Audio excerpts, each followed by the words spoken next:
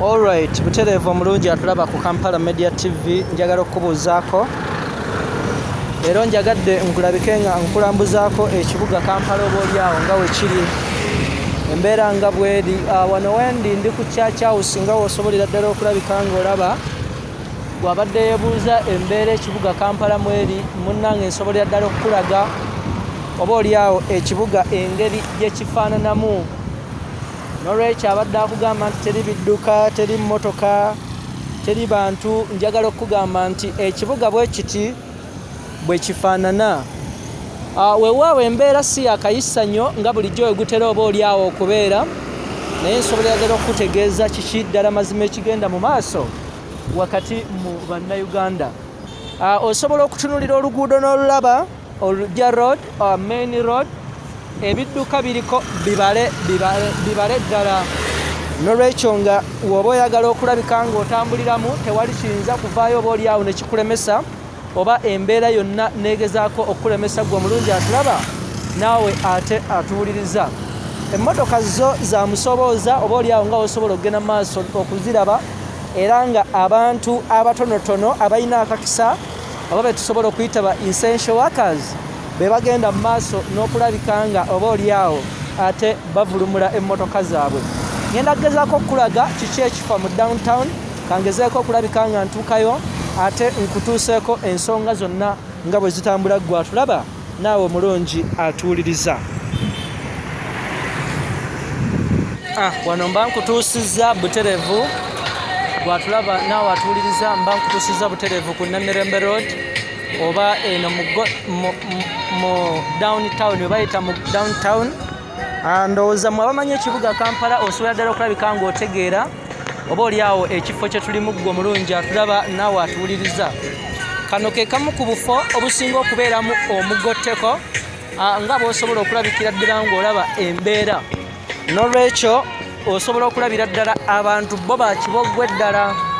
Era kano ke kamu ku kafo gwe atulaba naawe atuwuliriza akasingira ddala okufoosinga gavumenti okuvaayo oboolyawo eteeke eggwanga lya Uganda ku muggalo.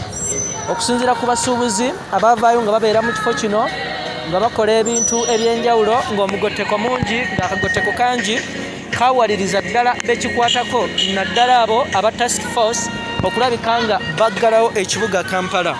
Kati bw'otyo osobola okulabira ddala embeera nga bweri, era bannakampala batonotono abagezaako okuvaayo ne balabika nga bayingira ekibuga Kampala, oboolyawo poliisi evaayo nerabika okulabika nga eyongera okubagobera ddala. Bw'etyo embeera generali bw'eri mu kibuga, gwe munnayuganda yenna gy'osinzidde abadde alabikira ddala okulabika ng'osubwa okulabika kiki ekigendera ddala mu kibuga mu maaso. Munnange ate nvuddeyo nendabika nga oboolyawo nkulambuzaako osobole okutegeera ebintu engeri oboolyawo we bitambula. Weebale nnyo ebale ddala okwekumira Kampala Media TV, kugamba empeereza nnyingi oboolyawo muganda wange ate tukyazikuleetera. Mukwano gwange tukweyanziza okulabika ng'otutta obudde n'olambula wamu naffe ekibuga ky'e Kampala. Bwe kityo nno bwe kifaanana oboolyawo gwasobola okuvaayo n'olabika ng'okiraba.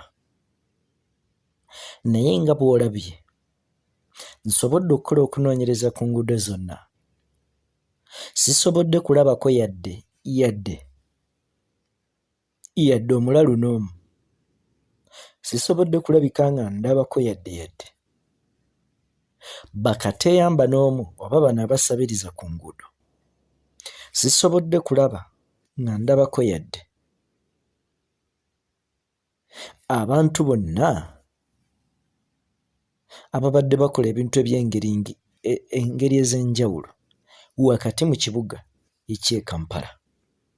Nkwebaza okusubscribinga n'okusigala ng'otugoberera. Nkugamba nti yongerera ddala okugoberera empeereza zaffe wano ku Kampala Media TV.